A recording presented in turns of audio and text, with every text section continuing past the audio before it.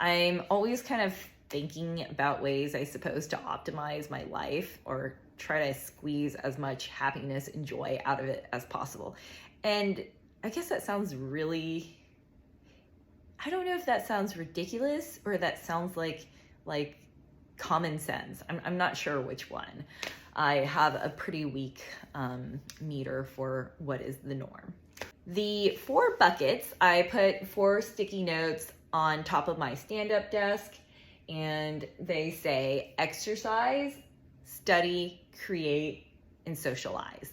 So in evaluating my day, right? Because your life is long, and your life has many years have many months, a year has many months, month has many days. So kind of brought it down to the smallest measurement that seemed reasonable to evaluate. For me, I wanted to evaluate, like, how was my day? Like, if every day is not great, and if there are only a few good days a month, then probably something in my life needs to change. So in evaluating my day, I've created these 4 buckets, the 4 buckets that bring me the most joy, and the 4 buckets that I feel like if I do something for each of those buckets, I would say I had a wonderful day.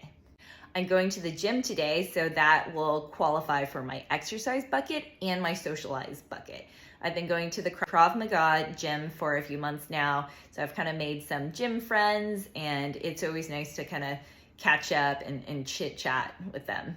So that's why I really like going to the gym. It's an easy way to check those 2 off. Now, study doesn't necessarily mean read books. I mean, that is a great way to absorb a lot of information from experts, depending on what you read.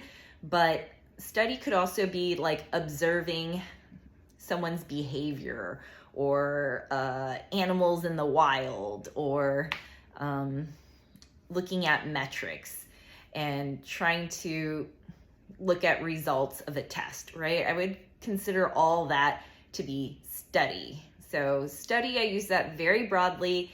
It's basically trying to accumulate more knowledge, trying to add to your knowledge, whether or not that's meant to be actionable. And then the final bucket is create. And that's what I'm doing right now with this video.